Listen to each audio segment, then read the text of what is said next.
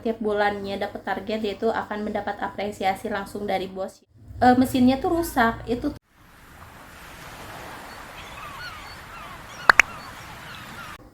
Hai semuanya, Assalamualaikum warahmatullahi wabarakatuh. Jumpa lagi sama aku Yulia.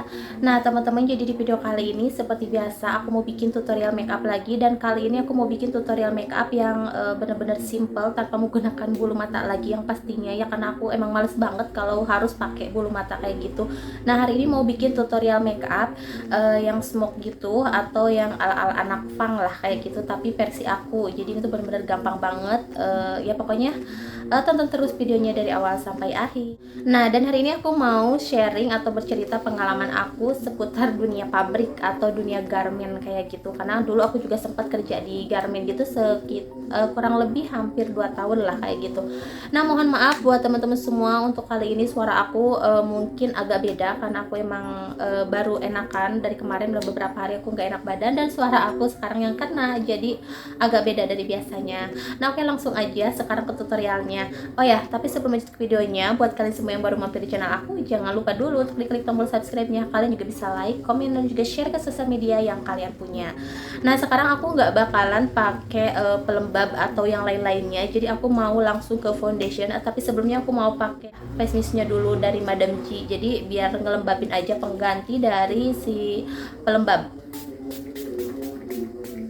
Nah, ini udah didiamin aja dulu, nanti setelah ini aku bakalan lanjut pakai foundation. Nah, jadi dulu tuh aku sempat kerja di garment, tepatnya di daerah Sukabumi gitu. Nah, dan itu tuh bener-bener gampang banget masuknya, tapi perjuangannya juga buat aku dulu bener-bener lumayan lumayan sulit ya, karena aku tuh harus mondar-mandir dari Cianjur ke Sukabumi. Itu kurang lebih 1 jam perjalanan. Jadi dari tempat kosan aku, lebih tepatnya kosan temen ya. Jadi dulu aku sebelum ngelamar itu emang belum ada tempat tinggal. Dari waktu itu aku resign kerja yang dari Cikarang itu, aku udah nyari kesana kemari, aku nggak dapet sama sekali pekerjaan. Nah, dan udah itu ada temen lah yang ngabarin, katanya biasanya kalau di garment-garment itu gampang banget nerima lowongan pekerjaan kayak gitu. Nah, dan kebetulan garment itu kan kebanyakan di daerah Sukabumi. Jadi akhirnya aku dari Cikarang udah langsung ke Sukabumi ya. Itu aku cuman bawa baju setas doang ya. Aku juga nggak ada tempat tinggal sama sekali, dan uang pun aku pas-pasan. Nah, aku sendirian waktu itu, aku juga belum pernah, itu pertama kalinya aku datang ke Sukabumi. Akhirnya di situ ada salah satu garment yang lagi menerima karyawan kayak gitu, dan di situ ada lowongan buat kayak penjahit atau sewing ya dalam bahasa garmentnya. Terus ada juga kayak buat buang benang, ada buat QC. Kalau QC itu kayak buat ngecek-ngecek produk yang bagus atau enggak. Pokoknya QC juga ada macam-macam tingkatannya ya. Jadi ada yang untuk jaga di depan gitu, ngecek-ngecek baju. Ada juga yang QC inline yang di dalam, kayak ngecek dari awal proses sampai jadinya, dari bahan gitu sampai jadinya baju kayak gitu. Lamar di bagian QC kayak gitu, karena kalau misalkan di bagian yang lain aku belum ada pengalaman, apalagi di sewing ya, kayak menjahit gitu. Walaupun itu nggak harus berpengalaman, tapi aku emang nggak tahu ya, rumit aja kayak gitu. Jadi aku mau cari yang yang bisa aku kuasai aja gitu waktu itu. Nah, oke lah, aku ngelamar di bagian QC dan akhirnya tes, dan aku alhamdulillah diterima.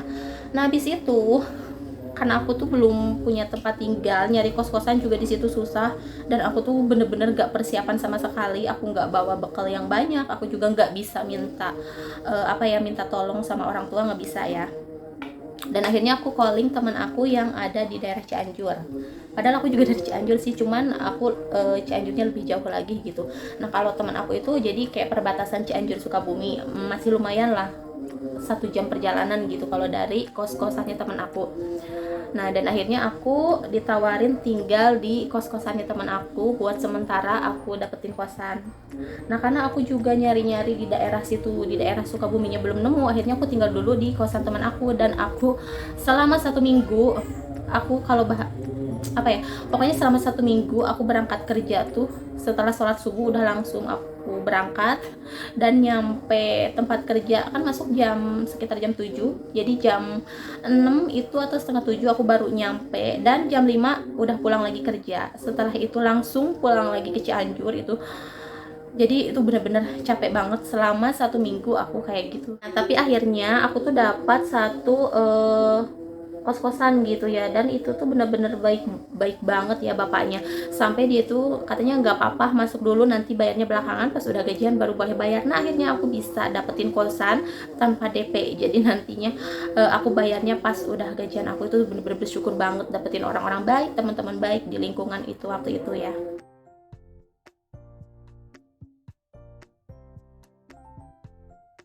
Oke, dan singkat cerita aku diterima kerja di situ. Terus aku juga kayak training dulu sekitar 3 bulanan lah ya.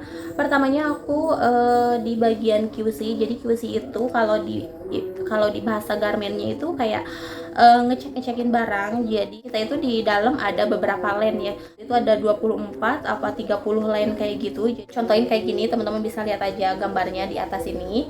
Nah, jadi kayak gitu untuk gambar line-nya. Itu khusus bagian ngecek-ngecekin barang. Kalau prosesnya itu kan dari cutting masuk ke sewing. Kalau sewing kan dari awal proses pembuatan menjahit, dari mulai bikin kerah baju, tangan atau kayak gitu-gitu ya, sampai akhir aku di depan bagian QC sewing. Nanti aku lanjut kasih lagi, kalau misalkan udah lolos di aku nanti lanjut ke finishing. Nah, dari finishing baru nanti lolos lagi ke atasan kayak gitulah ya. Pokoknya proses lah.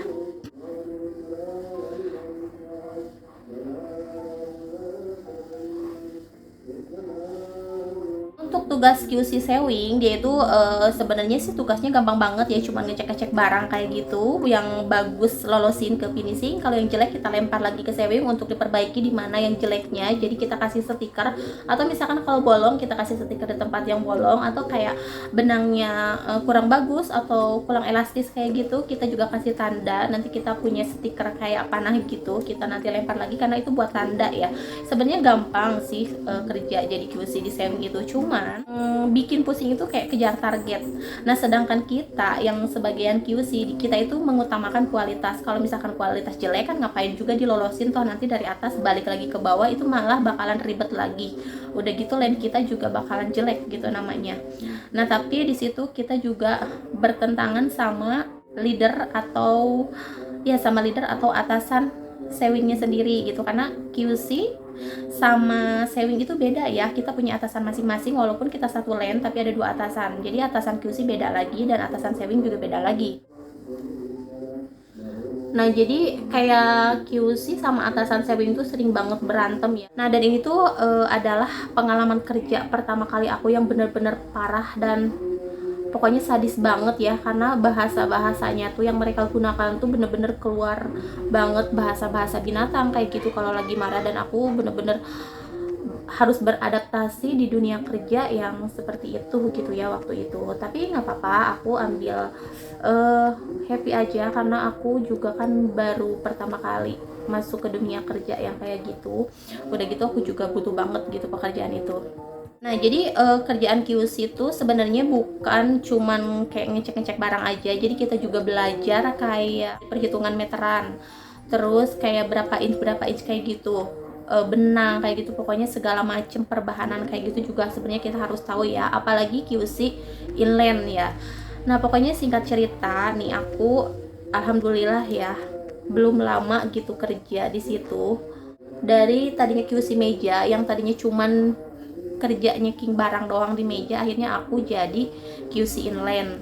Jadi QC inland itu mencakup hampir keseluruhan ya. Jadi kita tuh untuk QC inland ngecek barang dari mulai cutting atau proses, kita ngecek itu kainnya tuh bener atau enggak, yang dipakainya dari bahan apa kayak gitu, harus sesuai sama atasan gitu, sama yang atasan kasih gitu, contoh segala macamnya. Jadi kita tuh tanggung jawabnya bener-bener berat banget ya, apalagi atasan QC. Tapi inland juga kan karena kita yang dari awal proses yang mengokehkan gitu, kita juga tanggung jawabnya berat banget. Walaupun kerjaan inland itu nggak capek ya, kita tuh cuman merhatiin yang jahit, terus kita juga kayak ngeoke-okehinnya itu loh yang bikin berat. Karena kalau misalkan dari mulut kita udah oke, otomatis itu udah oke, langsung ke depan, langsung ke finishing. Dan kalau misalkan ada kesalahan, tentunya inland lah yang disalahkan, dan itu bener-bener tanggung jawab yang berat banget. Dari situ aku juga banyak belajar bahan-bahan apa, material apa yang kayak gitu-gitu tuh harus bener-bener aku pelajari. Juga belajar kayak sedikit-sedikit mesin jahit kayak gitu, karena misalkan ada satu mesin ada yang kerusakan, kalau sewing atau penjahit mereka jalan-jalan aja. Nah kita yang ngecek jahitannya kurang elastis atau kurang kenceng, jahitannya ngambang. Nah kayak gitu kan cuman kita yang tahu gitu. Kalau kayak penjahit mereka jalan aja terus karena mereka ngejar target. Nah jadi per jam itu udah ada langsung target sekian ribu harus beres. Kalau enggak ya kita bisa kena marah juga, bisa kena omel kayak gitu. Nah itu juga kan tugas kita sebagai inland untuk ngecek mesin-mesin yang rusak. Nah jadi kita kalau misalkan ada kerusakan kayak gitu kita kan tinggal manggil mekanik. Dan di situ juga inland tuh harus tugasnya tuh bener-bener susah ya. Kadang mekanik kalau yang males itu suka ngumpet gitu kalau pas dicariin, apalagi kalau dicariin sama QC kayak aku, mereka itu pada ngumpet. Entahlah, dulu land aku tuh paling susah untuk cari QC. Kenapa? Karena ya QC-nya aku, mereka tuh paling males kalau misalkan aku panggil buat benerin mesin kayak gitu, karena aku emang orangnya teliti banget. Kalau misalkan pas per 1 inch itu jahitannya harus 12 sih, harus 12. Kalau misalkan lebih dari 12 aku bakalan tetap harus nyampe 12 gitu, nggak boleh lebih dan nggak boleh kurang, karena aku juga dituntut sama atasan aku ya harus bener, kayak kualitas itu nomor satu, nggak boleh main-main gitu, karena itu juga kan pesanan orang, barang-barang orang gitu. Ibaratnya kalau ada apa-apa atau misalkan kayak nggak sesuai sama yang diinginkan, tetap aja kan QC yang disalahkan gitu, bukan mereka-mereka yang atau mekanik gitu. Mekanik juga nggak bakalan disalahkan, mereka kan cuma ngebenerin doang apa yang kita suruh gitu. Kalau kita nggak nyuruh kan mereka juga nggak bakalan ngebenerin. Aku tuh paling susah untuk cari mekanik karena mereka emang nggak mau, pada nggak mau aku suruh.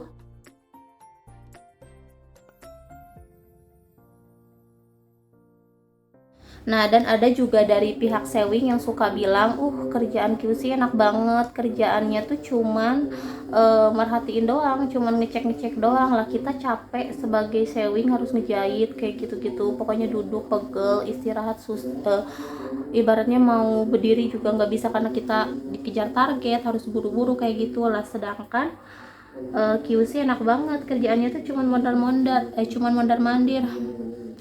Kita itu walaupun nggak capek tenaga, tapi kita tuh capek otak gitu ya sebagai QC, karena itu tuh tanggung jawabnya besar banget. Kalau ada apa-apa yang disalahkan juga bukan sewing kita gitu. Kalau misalkan ada yang salah kan, lah kenapa QC ngelolosin ini, kalau misalkan ini jelek atau kurang bagus kayak gitu kenapa bisa dilolosin? Boleh aja sih kita ngelolosin sampai ke atas, target kita tercapai.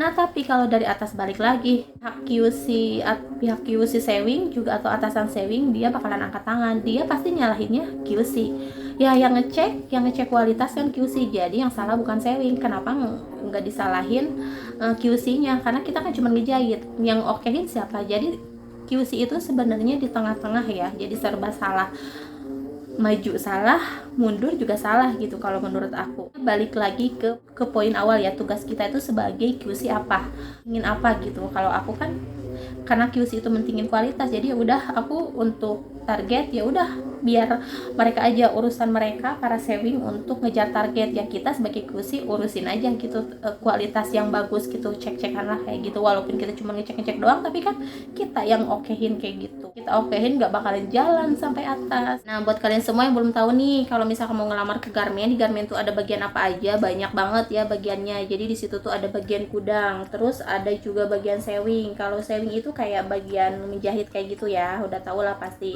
Terus ada juga bagian buang benang. Jadi kita tuh habis dari sewing, habis dari jahit langsung ke meja tempat buang benang. Jadi kita cuman ngegunting-guntingin, buang-buangin benang kayak gitu, ngebersihin lah.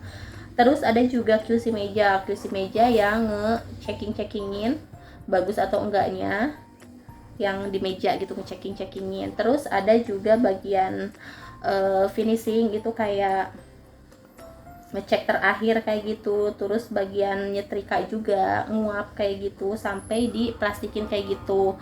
Nah terus ada bagian gudang itu semua barang yang udah beres yang udah beres, udah finishing kayak gitu kan nanti didus-dusin kayak gitu, di boxing kayak gitu buat dikirim. Nah di situ tepatnya di bagian gudang. Ada juga bagian cutting. Bagian cutting itu tempat pemotongan bahan. Jadi sebelum bahannya kita jahit, jadi bahan-bahannya itu ada di bagian cutting, dicek dulu bahannya bener atau enggak, sesuai sama yang dipesan atau enggak, bahannya apa, segala macam bahan tuh ada di situ semua, dari mulai ya pokoknya furing, jaket, pokoknya semua jenis bahan-bahan ada di situ. Terus ada juga bagian mekanik. Ini tuh bagian yang banyak banget dilamar sama cowok-cowok ya, karena mekanik tuh kalau menurut aku bagian paling enak ya. Kalau misalkan nggak ada mesin yang rusak, mereka itu nyantai-nyantai aja sih kerjaannya, nggak terlalu capek. Jadi setiap lane tuh ada satu mekanik. Jadi mekaniknya itu dibagi-bagi. Misalkan dari lane 1 sampai 3 mekaniknya ini, lane 3 sampai lane 4 sampai 6 ini. Jadi dibagi-bagi. Jadi enak lah kalau menurut aku. Cuma ada nggak enaknya juga sih kalau misalkan kayak mesinnya susah banget dibenerin atau macet kayak gitu tuh kadang lama banget. Itu juga menghambat sama proses pengerjaan sewing, sama proses pengerjaan target, pengejaran target kayak gitu. Nah itu tuh bisa berdampak pada semuanya ya. Jadi nggak ada yang enak juga sih sebenarnya. Setiap bagian juga pasti ada enak dan nggak enaknya kayak gitu. Nah dan untuk jam kerjanya itu biasa sih normal, masuk pagi sekitar jam 7 dan pulang jam 5 sore kayak gitu. Istirahatnya satu kali pas duhur aja sih kayak gitu, normal lah ya kayak gitu. Dan untuk istirahatnya juga kita ada tempat makannya, ada kantinnya. Kita juga mau makan di luar juga nggak masalah sih. Kalau untuk istirahat terserah makan di mana aja, tapi kita bisa menyeimbangkan waktu aja, karena istirahat makan sama sholat itu disamain ya. Maksudnya 1 jam itu full bener-bener buat, terserah mau dipakai buat makan, mau dipakai buat sholat atau apa sih terserah ya. Jadi gimana kita membagi waktunya aja. Cuman kadang aku kalau istirahat ya istirahat aja. Kalau untuk sholat aku tuh biasanya ngambil waktu setelah masuk kayak gitu, biar lebih banyakan aja sih, lebih enak.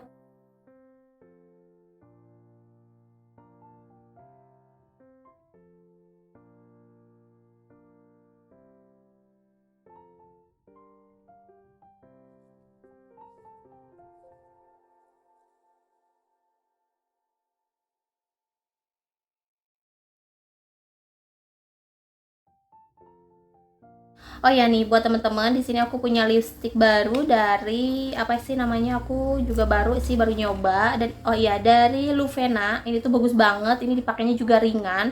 Udah gitu lembab, dia tuh nggak kering sama sekali. Ini untuk packaging produknya kayak gini nih bagus banget. Dan untuk warnanya ini bener-bener cocok banget kalau buat kalian yang suka makeup yang anak-anak punk kayak gitu atau metal-metal kayak gitu nih, pakai lipstick warna ini tuh cocok banget nih.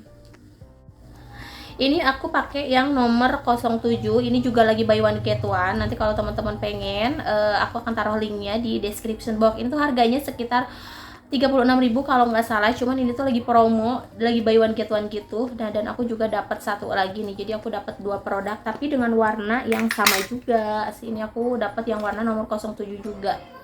Nah, di situ juga ada kayak bagian insu. Aku tuh dari dulu pengen banget di bagian admin ya sebenarnya. Cuman karena aku nggak diterima, jadi waktu itu kebetulan emang ada lowongannya di QC. Jadi akhirnya aku diterima di bagian QC. Nah, dan di situ juga ada bagian insu. Selain bagian-bagian yang tadi udah aku bahas, sudah aku ceritakan. Jadi di situ juga ada bagian insu. Untuk insu itu bagian yang setiap jam itu datang ke lane untuk ngecek setiap lane tuh per jamnya dapat berapa target, mencapai target atau enggak. Nah, dan enaknya itu setiap 1 tahun sekali pasti yang mendapat target atau apalagi yang terus-terusan tiap bulannya dapat target, yaitu akan mendapat apresiasi langsung dari bos ya. Jadi dapat penghargaan tersendiri lah kayak gitu. Terus ada juga karyawan teladan kayak gitu.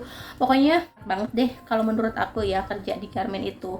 Jadi karena aku orangnya yang kalau misalkan kerja udah nggak nyaman, atau aku nggak bakalan kerja lagi di situ gitu. Aku pasti bakalan langsung mundurin diri, karena di situ aku emang bener-bener tekanan banget. Aku sering berantem sama sewingnya itu loh. Jadi mempermasalahkan masalah kualitas sama masalah target kayak gitu, dan aku nggak bisa kalau harus terus-terusan seperti itu gitu juga sih.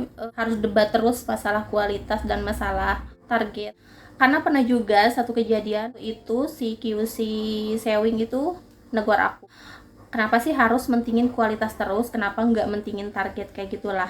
Itu kan kerjaan aku, emang tugas aku untuk mementingkan kualitas. Tapi balik lagi, kita itu satu lane, satu grup, satu regu. Jadi target juga penting ya. Oke, kalau misalkan kalau mau bagus, mau targetnya bagus, mau kita lolosin, ya perbaiki dulu jahitannya lagi gitu. Si anak buahnya atau si sewingnya itu jangan asal jahit aja. Kalau misalkan jelek, udah mendingan langsung buru-buru panggil mekanik benerin sih untuk ngecek ini apa udah bagus atau belum. Kalau misalkan udah lancar, bagus, otomatis lancar ke depannya. Jangan kalau misalkan nih, wah kelihatannya udah jelek tapi si penjahit masih jalan terus aja, padahal tahu dia itu mesinnya tuh rusak. Itu tuh sebenarnya kesalahan sewing tuh yang bener-bener QC nggak suka tuh kayak gitu ya.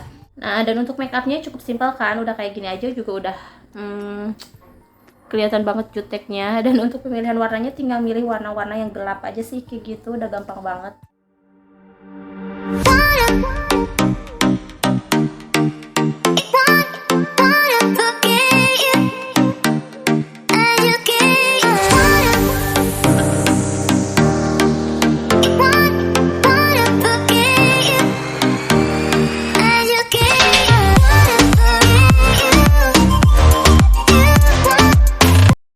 Nah, oke teman-teman, mungkin segitu aja video dari aku kali ini. Terima kasih buat kalian semua yang udah selalu menonton. Jangan lupa untuk like, comment, dan subscribe. Sampai jumpa di video-video selanjutnya.